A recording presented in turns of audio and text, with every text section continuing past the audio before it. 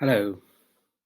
This video is about emotion, feelings, or current life.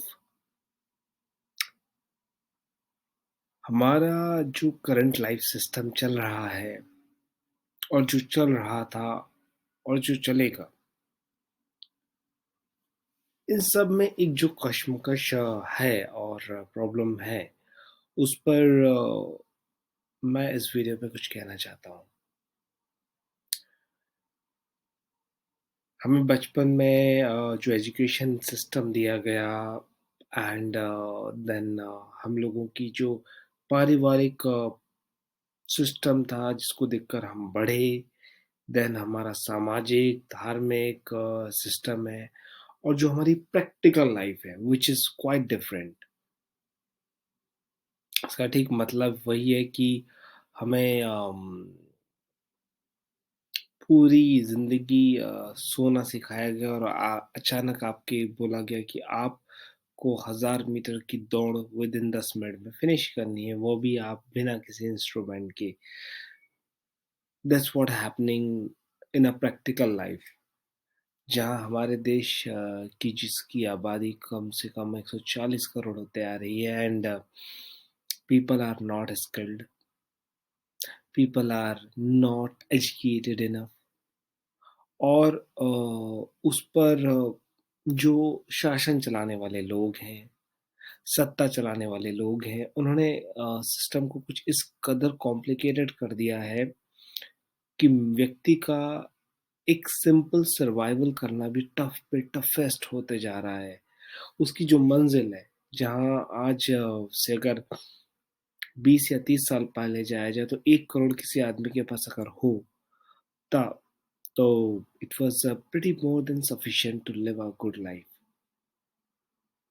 But आज 100 करोड़ होना भी आदमी की सेफ्टी की गारंटी नहीं, which is keep on increasing because couple of people जिनका लालच, जिनकी इच्छाएं इतनी ज्यादा है कि जो दुनिया को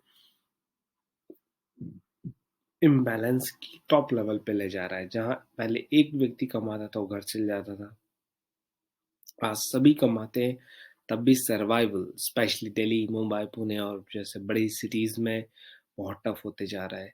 हमारी इच्छाएं, हमारी अभिलाषाएं इतनी ज़्यादा बढ़ गई हैं और रिसोर्सेज की भारी कमी, डे बाय डे महंगाई हर चीज़ की बढ़ रही है, जिसमें पेट्रोल से लेकर हर उस बेसिक नेसेसिटी की।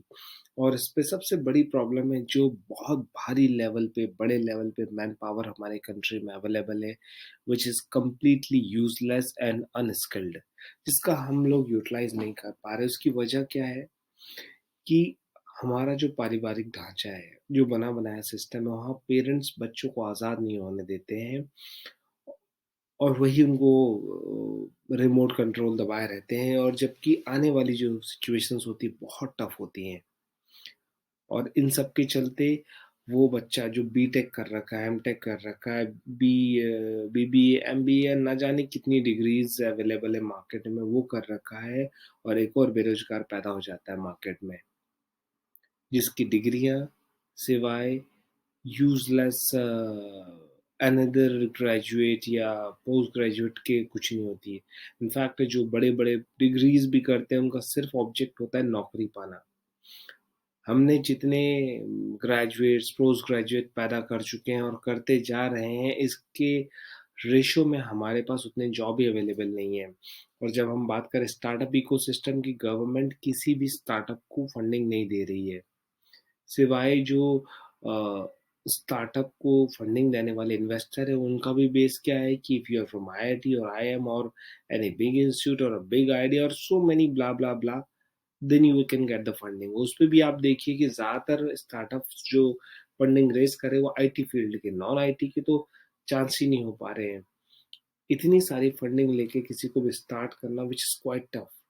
इसमें भी इकोसिस्टम एक और फेयर है कि जो अच्छी फैमिलीज के बच्चे हैं वही अपने या तो बिजनेस सेट कर पा रहे हैं या तो अपना करियर को बेटर कर पा रहे हैं। बाकी जो मिडिल और लोअर मिडिल क्लास के बच्चे हैं, उनके लिए तो सिर्फ सर्वाइवल ही कर लेना बहुत बड़ी बात है, क्योंकि डे बाय डे जिस कदर हमारे जो अमीरी और गरीबी के बीच गैप बढ़े जा रहा है, उससे व्यक्ति 24 घंटे भी काम करे, तब भी वो शायद अपनी 2 वक़्त की रोज़ी-रोटी कमाना उसके लिए टफ़ होते जाएगा।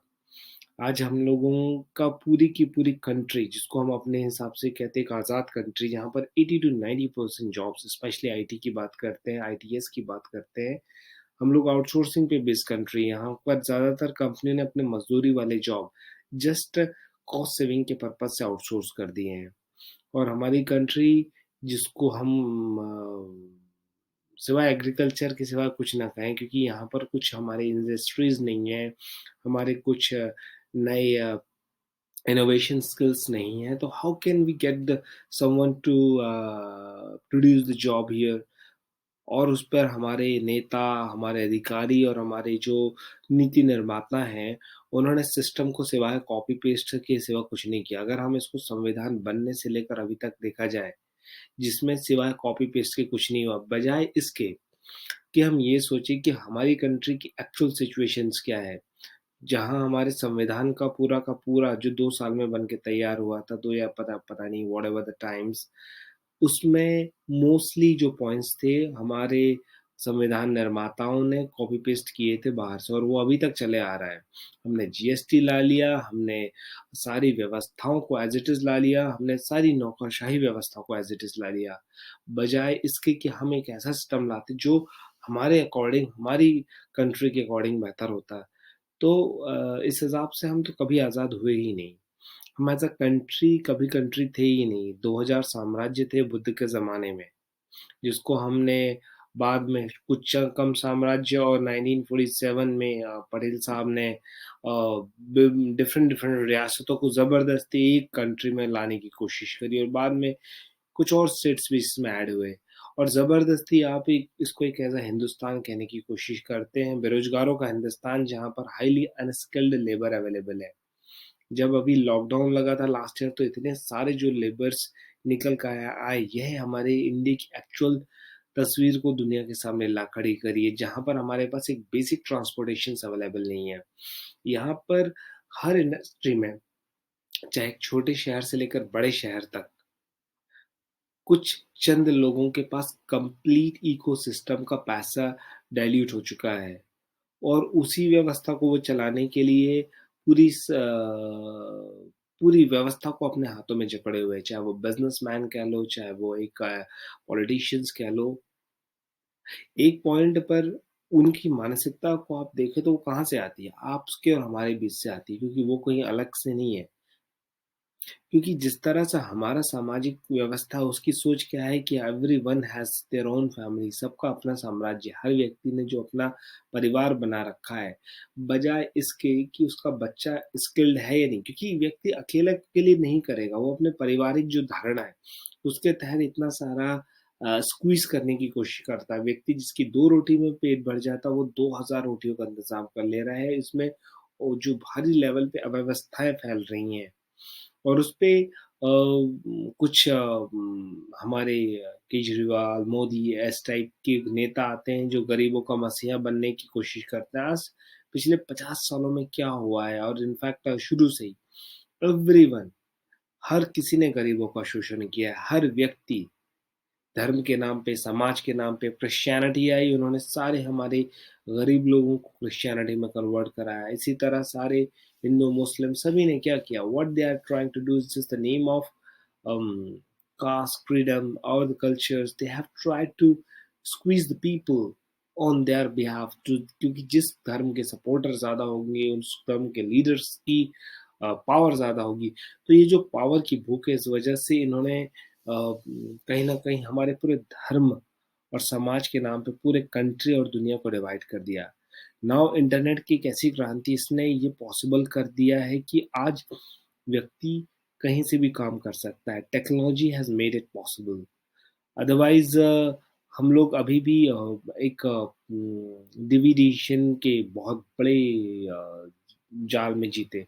आज टेक्नोलॉजी के थ्रू ये पॉसिबल हो सका है कि हम जान सके दुनिया की चीज़ों को, इंफॉर्मेशन आसानी से पास हो सकती है। बट ये भी अगेन डिपेंड करती है हमारी खुद की सोच और विवेक पर। आज ये तो हम बात करें कि जो हमारे एजुकेशन सिस्टम, आप हज़ारों वीडियो देख लीजिए जिन्होंने तमाम बुराइयाँ करी कि इंडियन एजुकेशन सिस्टम ऐसा, वैसा, ये, वो, ब्ला, ब्ला, ब्ला। हाउएवर इसके पीछे की वजह क्यों हुई है, इसके बारे में अगर हम सोचें तो उसकी वजह हमारा खुद की सोच है। हमने अपने आप को डायरेक्टली ये मान लिया कि हम विश्व गुरु हैं क्योंकि हम जस्ट एक दुनिया की सबसे पुरानी विकसित व्यवस्था है पर जो प्रैक्टिकली मैच नहीं कर पाती है। क्योंकि आज भी लोग कुंडली मिलाते हैं शादी करने के लिए। आज भी हम लोग उसी तरह की धारणाओं जिनको हम अभी अंधविश्वास भी कहते हैं, वही बाबा के पास भी दिखाने जाएगा। एक टाइम था शायद वो जो विश्वास था और किसी न किसी वैज्ञानिक अवधारणा पर और उसको अभी तक हम लोग फॉलो किए जा रहे हैं। परिवार, जिसको हम समाज का आधार मानते हैं, जिसकी बुनियाद खड़ी की गई विवाह पर। यहीं से सारा का सारा प्रपंच क्रिएट होता है। क्योंकि जब कोई भी परिवार प्रेम पर आधारित नहीं होगा, तो वो दूसरे के दुख, सुख और तकलीफों की क्यों चिंता करेगा? एक बंदा आईएएस ऑफिसर बनता है, पॉलिटिशियन बनता है, और सबसे पहले क्या करता है? वो अपने परिवार को, अपने साथ जुड़े लोगों को आगे बढ़ाने की या खुद का जेब भरने की कोशिश करेगा। उसके लिए उसको कितने भी तिकड़म लगाने पड़े। बट अगर उसका प्रेम हो सभी के लिए, तो डेफिनेटली वो सबके बारे में सोचेगा। तो वो he will not even think about to earning in the limitless things. सो हमें ज़रूरत है एक ऐसे सिस्टम की जहाँ पर व्यक्ति खुद इंडिविजुअल लेवल पर अपना विकास कर सके। डे बाय डे हमारे जो एजुकेशनिस्ट हैं, पीपल हैं, एंड जो ओवरऑल सिस्टम जिस पर हम जी रहे हैं, अगर हम इसको अच्छे से देखें तो ये हमारे को बेवकूफ़ बनाने का एक बहुत बढ़िया ऑर्गेनाइज सिस्टम है, जिसमें पूरा का पूरा तंत्र लगा हुआ है। आप अगर आजकल तो डिजिटाइजेशन के नाम पे लूट मचने का काम चालू हो गया है, जहाँ पर गवर्नमेंट ने डिजिटल कैमरे लगा दिए हैं कि अगर आप स्पीड क्रॉस करेंगे, ट्रैफिक के नाम पे लूट रहे हैं, रियल एस्टेट के नाम पे लूट रहे हो, और खुद सरकार लूट रही है। कहीं ना कहीं लगता है कि आज सरकार की कोई ज़रूरत नहीं है, बिकॉज सरकार is equal to taking the your taxes and giving no benefits to you, specially in the country like India, जहाँ पर इसको लोकतंत्र ना करके चोर तंत्र कहें तो ज़्यादा बढ़िया वर्ड होगा। ये तो हमारे पॉलिटिकल लैंग्वेज में, बट इसका अदर पहलू देखें तो हमारे पास हमारा जो सांस्कृतिक आधार है वो भी कहीं ना कहीं सबसे बड़ी वजह है ऐसे सिस्टम्स के पैदा होने की। क्योंकि हमने एक निकम्मी व्यवस्था को आधार बनाया जिसमें एक व्यक्ति जो अपने आप को एलीट क्लास कह रहा है, वो उसका बच्चा ने स्किल्ड है, उसको भी वो पोजीशन दे रहा है बिना ये जाने कि स्किल्ड और नॉट। और तो ये व्यवस्था एक साइकिल में चलते जाती है। एक गरीब आदमी ऊपर पहुंचने के लिए सारे तिकड़म अपनाता बजाय इसके कि स्किल्ड होने के। क्योंकि उसके जीवन का आधार किसी का पैसा है, किसी का पावर है, किसी का नाम है, वॉट एवर इट इज। जब तक हम इस दुनिया में प्रेम आधारित व्यवस्थाओं का निर्माण नहीं करेंगे, हम जितने भी सिस्टम्स को ला लें, वो कहीं न कहीं एक डिस्ट्रक्शंस की ओर ले जाएगी। अब अगर हम यूएस की बात करें, इन्होंने सारे के सारे तमाम ग्रेट इनोवेशंस करे हैं, इसमें कोई शक नहीं। बट उसके बेस पर इन्होंने इस कदर लूटना स्टार्ट, आप चाहे गूगल देख लो, माइक्रोसॉफ्ट देख लो, फेसबुक, ट्विटर और न जाने कितनी कंपनियां हैं। What they are doing to, they are monopolising the things. They are just deleting the competition in the world, कि अगर किसी को बिजनेस करना है तो they have to under them. और जिस कदर हमारी कंट्री में लोगों ने आज भी इतनी भारी प्रॉब्लम्स होने के बावजूद भी कॉन्टिन्यूसली बच्चे पैदा किए जा रहे हैं, शादी किए जा रहे हैं, जिसमें वो लोग का एन मकसद अपने इकोनॉमिकल सिक्योरिटी है। तो इन सब कंडीशन में वो जानते हुए उस गड्ढे में घुल रहे हैं जहां पर उनके आने वाली जनरेशन के लिए वो एक अच्छा प्लेटफॉर्म ना देके वो आधी से ज्यादा जिंदगी सिर्फ स्ट्रगल में गुजारता है। कहीं ना कहीं ऐसा लगता है कि why we are living in this world just for the bread and butter, और फॉर व्हाट।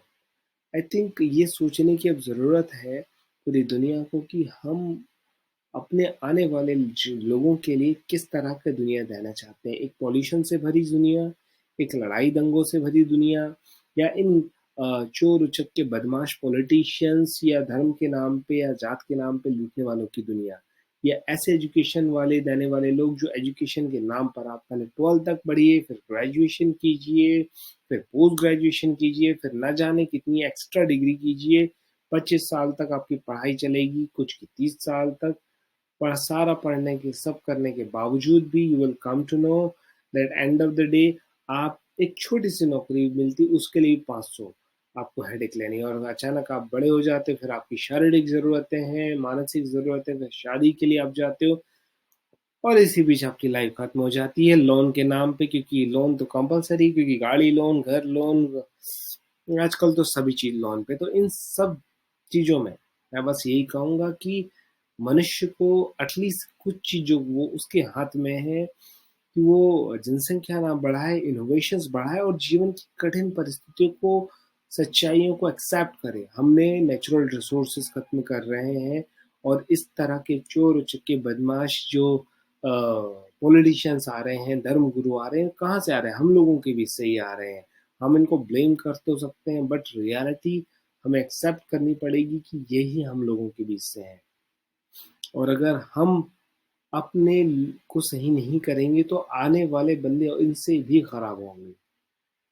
बेटर करने की दिशा में शुरुआत आज से और अभी से लेनी चाहिए सभी को, इस बात को लेकर कि we have to understand that this entire world is ours, किसी और का नहीं है।